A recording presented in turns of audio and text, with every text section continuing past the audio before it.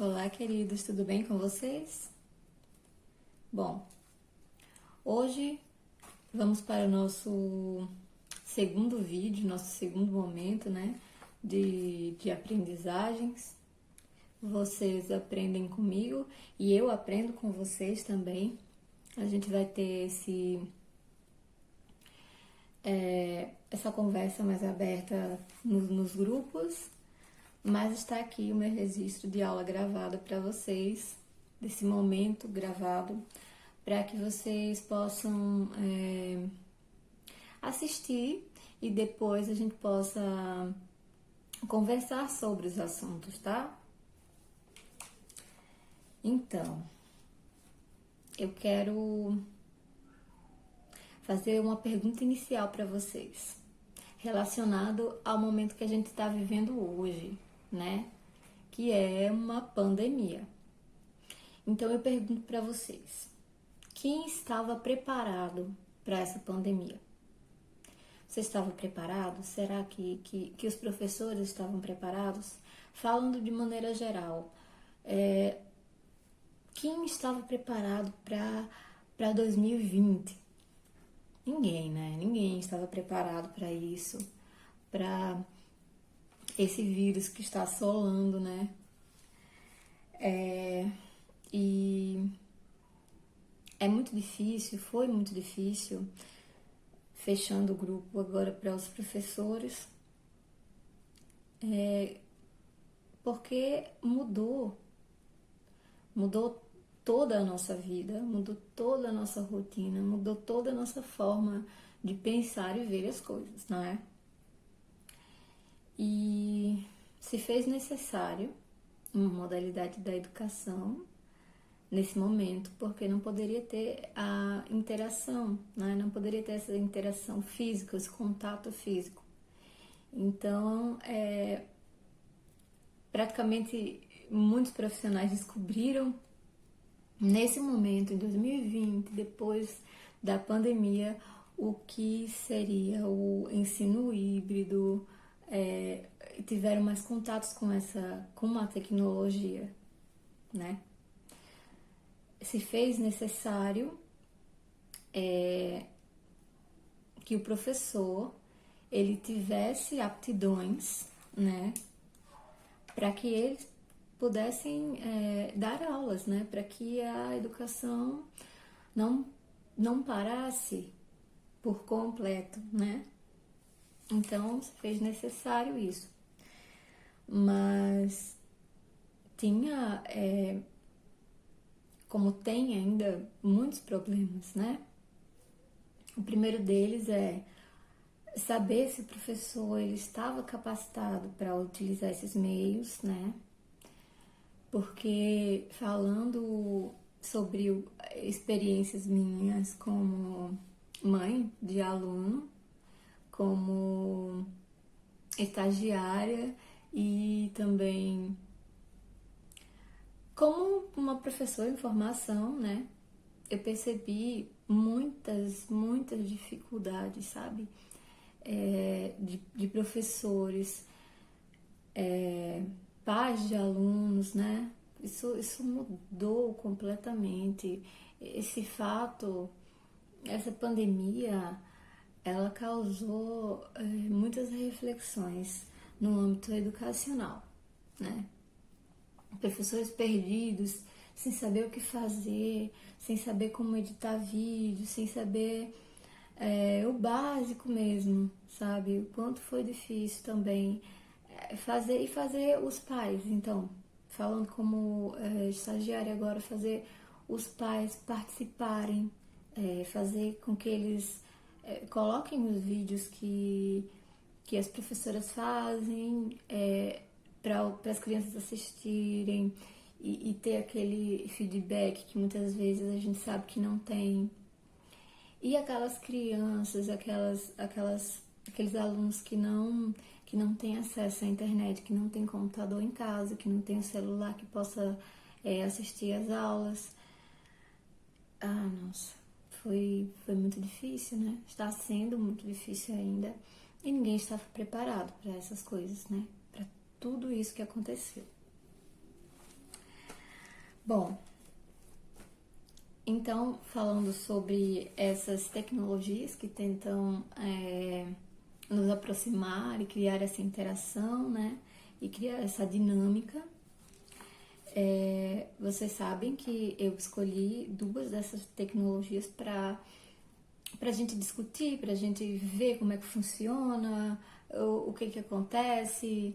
Muitas vezes as pessoas que utilizam o Zoom, eu utilizo o Zoom para aulas, eu sou aluna, tá? Eu sou participante das reuniões e num cursinho preparatório, tá? E é muito comum ter alguns ruídos de comunicação porque uma pessoa não está usando direito, né? Às vezes o professor também não está muito familiarizado com essas plataformas, então acontece algumas perdas, né, de informações, mas isso vai com uma experiência, a partir do que a gente vai usando, a gente vai aprendendo, né, na prática, como é que se usa esse tipo de tecnologia. Então, é o seguinte, a gente precisa aprender fazendo também, né? A gente pode ler em relação às plataformas, o que é Zoom, o que é Meet, mas a gente, para aprender mesmo, a gente tem que fazer, a gente tem que construir esse conhecimento. Contudo, o aluno constrói o conhecimento, só que o professor é um eterno aluno, então ele sempre também tem que construir o conhecimento dele, tá? Então, essas plataformas Meet e Zoom, elas ficaram conhecidíssimas agora em 2020 porque a gente precisou muito delas, né? Inclusive, muitas escolas usam o Meet, muitas escolas usavam o Zoom, desculpem, e teve um momento em que o Zoom teve um boato, né, de que estavam pegando informações de alunos e alguns pais até não queriam mais usar essa plataforma, né? Por isso que a gente tem que ter bastante cuidado com aquilo que é passado nas redes sociais, que a gente lê na internet, né? Porque o aplicativo Zoom, ele é muito bom, tá certo? E a gente precisa estar atento sobre também segurança da informação. Como eu disse para vocês, o professor, ele sempre tem que estar se adaptando, se profissionalizando, se capacitando, né? Eu queria saber com vocês também se vocês conhecem, sabem o conceito de sala de aula invertida. Vocês já ouviram falar de sala de aula invertida? Não? Pronto, eu vou falar para vocês sobre a sala de aula invertida e vocês vão me dizer depois o que vocês acharam desse conceito de sala de aula invertida, o que vocês acharam, quais foram os benefícios que vocês perceberam com esse tipo de metodologia, o que vocês acham que isso pode, como isso pode impactar a educação, como é que isso pode impactar os alunos, os professores, de maneira geral, tá? Então, a sala de aula invertida, o nome já diz, inverte, tá? Inverte a metodologia tradicional de ensino, né? Uma vez, em vez do professor expor aquele conteúdo, né? A forma tradicional é o quê? O professor chega, o professor expõe, né? Tradicional, aquelas aulas expositivas, explicativas, que o professor traz o produto e o assunto, né? O conteúdo, e ele expõe aquele conteúdo, explica aquele conteúdo e os alunos vão assimilando, né? Ele vai depositando aqueles conhecimentos, depositando aquelas informações nas cabecinhas dos alunos, né? E o aluno vai assimilando ou não, né? Então, essa seria tradicional, né? Aí a sala de aula invertida, em vez de o professor expor o conteúdo, passando conhecimentos a um grupo de estudantes, foi o que eu falei, a ideia é que esses estudantes, eles já cheguem em sala de aula após ter estudado o conteúdo em casa. Mas como? Como assim? Quer dizer que você quer tirar o trabalho do professor? O aluno é que vai aprender? Peraí, gente. Peraí. Olha só. Se você... o professor, ele ainda vai continuar... tendo um objetivo de aula, ele não vai ficar lá paradão, esperando que o aluno aprenda sozinho e ele esteja ali só para só de enfeite. O professor não é enfeite de sala, tá? O professor, ele vai buscar os textos, as atividades, os documentos, ele vai filtrar aquilo, ele vai dentro de uma intencionalidade, dentro de uma reflexão, ele vai buscar materiais diversos, que não precisam ser só textos, podem ser vídeos também, podem ser os dois. O professor, com a sua criatividade, certo? Ele vai pegar esses meios, essas informações, esses conteúdos, essa diversidade de possibilidades e entregar para o aluno, para que ele em casa ele já construa um conhecimento prévio sobre aquilo que vai ser discutido depois, tá? Porque aí, quando o aluno chega já com aquele conhecimento prévio para tirar dúvidas, para discutir, para participar da aula, essa aula ela tem mais o que? Interação, ela é mais dinâmica, né? Se você imagina só, os alunos eles realmente estudaram, eles realmente leram, viram um vídeo, uma vez viram um filme, e você vai discutir em relação a isso. Então, vai um aluno tira uma dúvida com você e aquilo já gera uma discussão, né? Já gera uma roda de conversa, e isso é enriquecedor para o aluno, isso é enriquecedor para o professor. Aquele aluno, ele construiu aquele conhecimento juntamente com o professor. Aquele aluno, ele construiu o conhecimento dele e ele passa essa experiência para os outros, tá? Que por sua vez também constroem o seu conhecimento, ok? Então,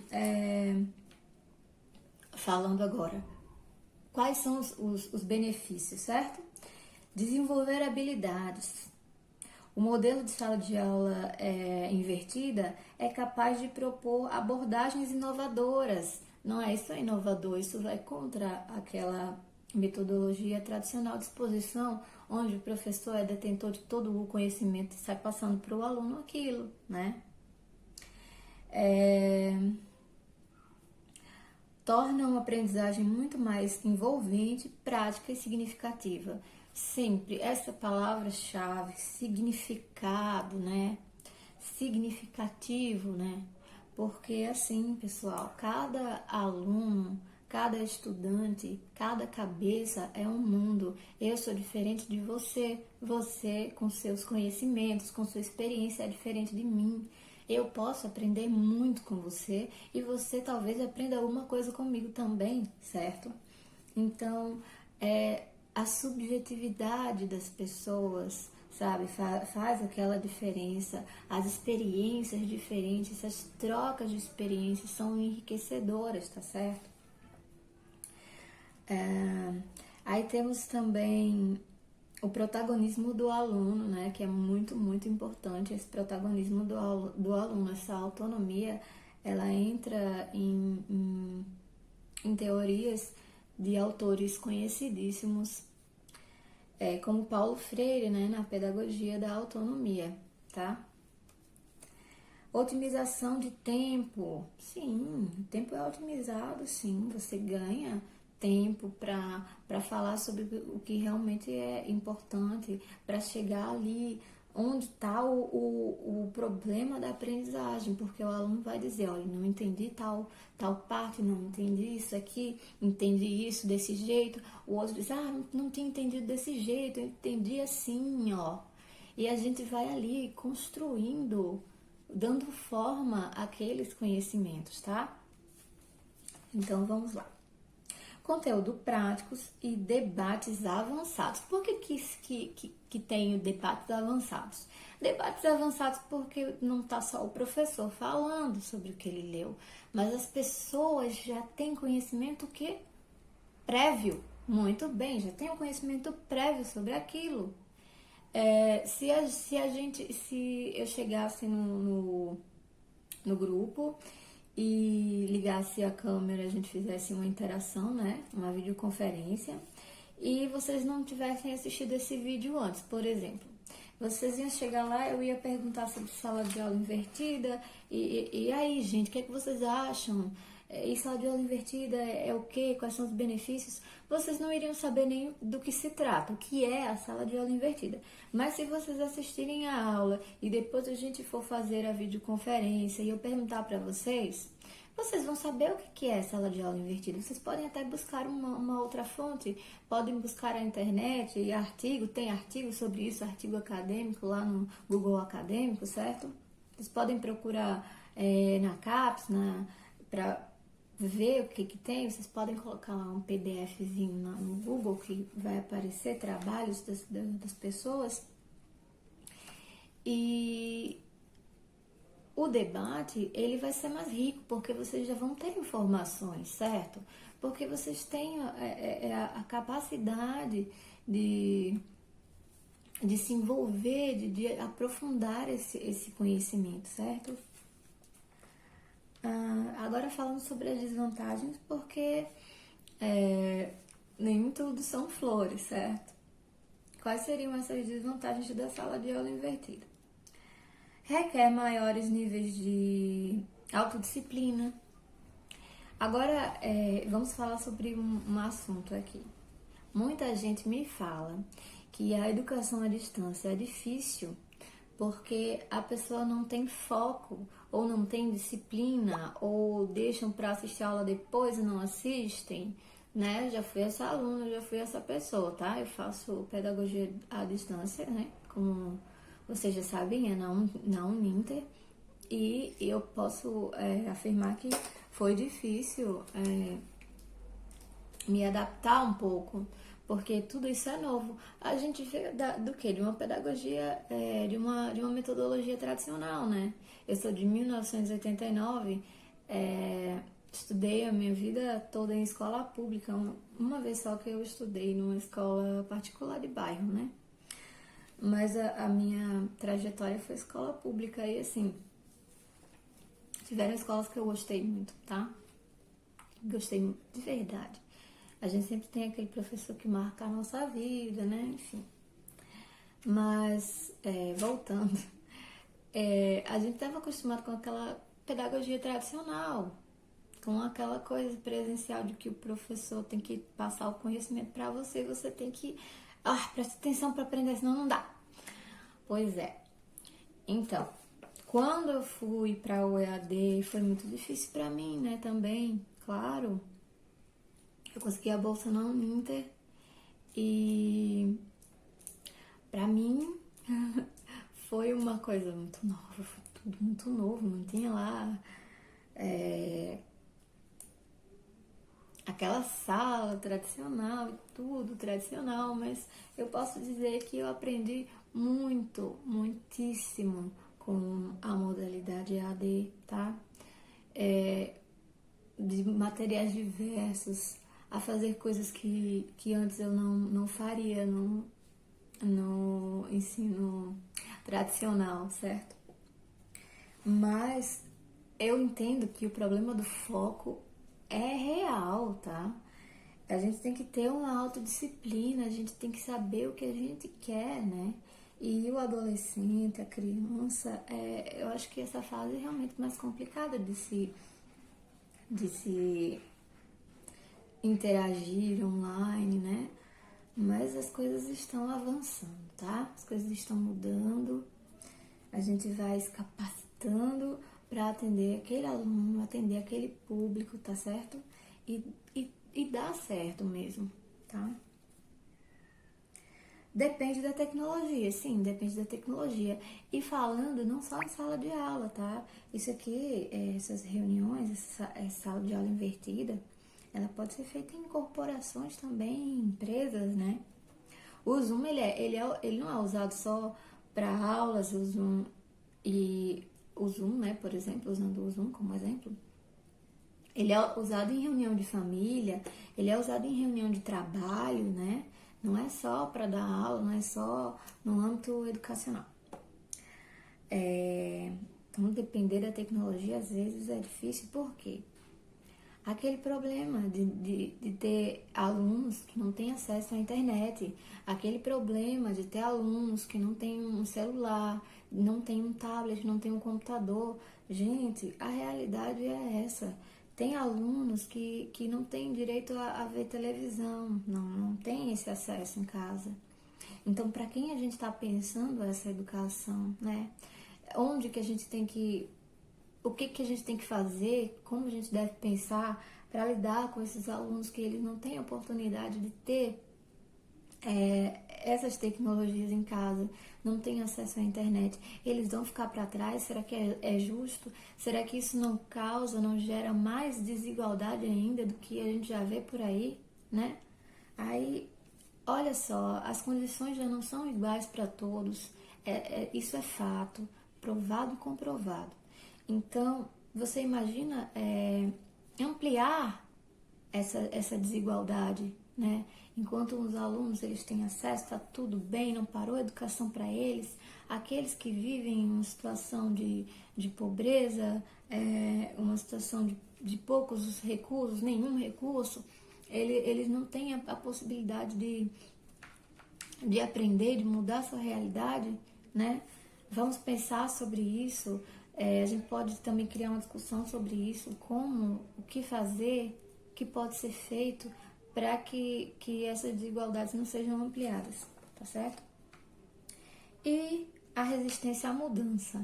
Essa resistência à mudança diz mais ao professor, não é? Porque o professor, às vezes, ele tem aquela resistência, principalmente aquele professor que já atua na área há muitos anos, né? Que já tem aquela metodologia enraizada, presa, aquela metodologia tradicional, né? Então ele tem uma certa resistência ao novo. A gente normalmente tem uma resistência ao novo, né? A gente gosta de se manter no conforto do que a gente já conhece. Então quando vem alguma coisa nova, a gente adquire, assim, a gente cria um pré-conceito das coisas. Olha só, um pré-conceito é quando você, antes de conhecer alguma coisa, você já define aquela coisa, já traz um conceito construído por aquela coisa. Aí gera um pré-conceito, certo? Então, essa resistência à mudança, ela gera, né, mais uma pauta aqui, que é a formação continuada, certo? Eu falei para vocês que o professor, ele não pode deixar de aprender. O professor é um eterno aluno. O professor eu sei, todas as profissões você tem que estar se atualizando, mas a profissão que mais você tem que se atualizar na sua vida é a profissão de professor, tá? A gestão também precisa, a gestão da escola. O professor, esse profissional que está ajudando a construir conhecimentos, ele precisa ter esses conhecimentos, tá? Ele precisa buscar esses conhecimentos, ele precisa estar em eterna função também de estudante, certo? Então, sobre a formação continuada, qual é a formação inicial que a gente tem? A formação inicial que temos é a nossa graduação, né? A nossa graduação de 4 anos, a licenciatura plena.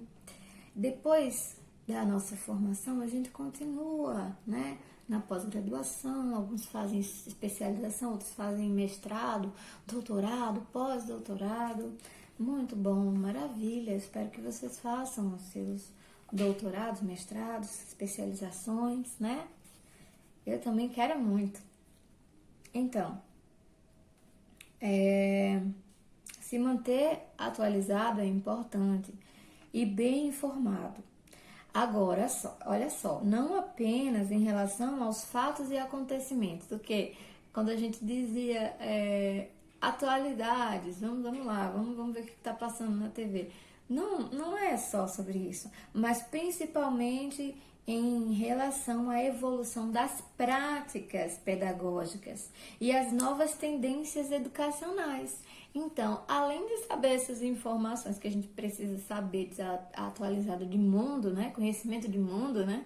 Aquele conhecimento de mundo que cai em prova, a gente precisa também, e mais principalmente, das práticas, está atualizado as práticas pedagógicas, as novas tendências pedagógicas, ei meu Deus do céu, essas tendências aí, essas tendências educacionais.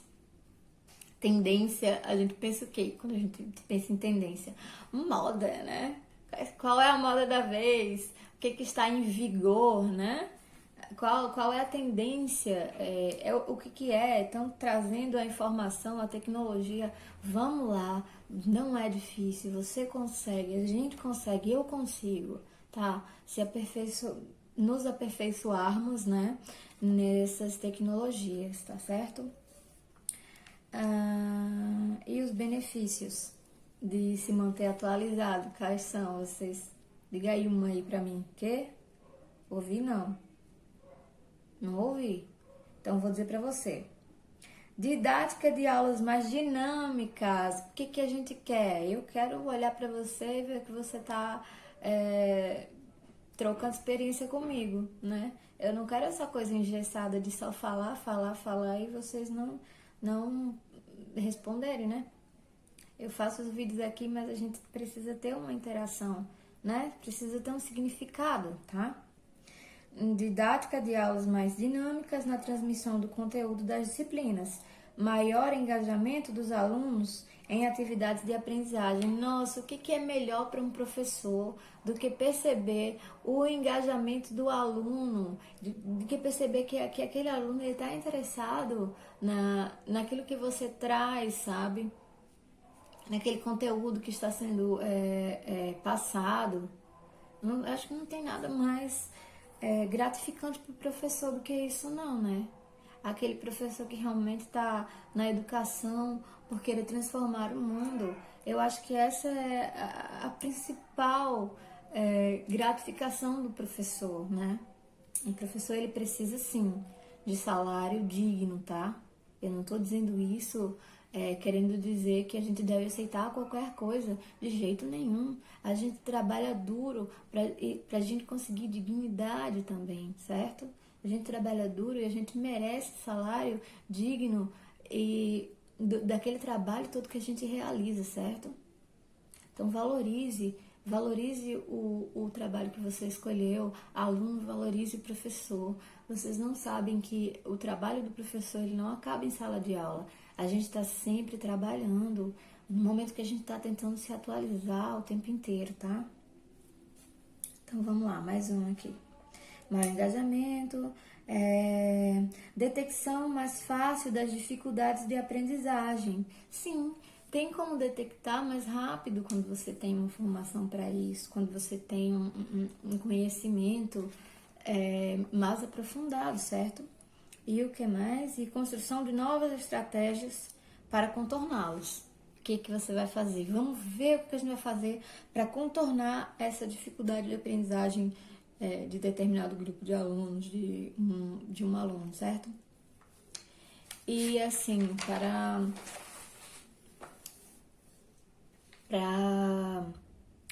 terminar esse momento, certo? Eu queria deixar uma citação de Paulo Freire, do livro Pedagogia da Autonomia. Muito maravilhosa. Maravilhosa, muito linda, perfeita, certo? Essa citação, esse livro é incrível. Esse livro ele é bem acessível, tá? Inclusive eu tenho, e se vocês quiserem eu posso passar para vocês, tá? Eu tenho alguns livros do Paulo Freire em versão digital, tá? Para você que não gosta, vamos aprender, vamos tentar aí ler em versão digital. É bom também, tá? Eu gosto do livro físico, eu não abro mão dele. Mas o livro digital, ele tem muitas vantagens, tá? O e-book, ele é, ó, a gente pode falar sobre isso em outro momento. Então eu vou deixar essa citação de Paulo Freire para vocês. Por favor, prestem atenção no que esse homem maravilhoso tem para dizer, tá certo? Todo educador deve ter, por certo, o peso da responsabilidade que carrega sobre os ombros. Ponto. Por meio da educação, os tão desvalorizados professores têm o poder de mudar o mundo sem usar uma arma, sem ferir nenhuma vida. Não é maravilhoso? A educação, ela é transformadora. Ela transforma a minha vida, ela transforma a sua vida e transforma a vida de todos, tá? Ensinar tudo a todos. Vamos tentar, vamos nessa missão de ser esses agentes que dão tudo pela educação e para mudar a vida de outras pessoas, tá? Sem ferir nenhuma vida, tá? Até a próxima. Beijo pra vocês.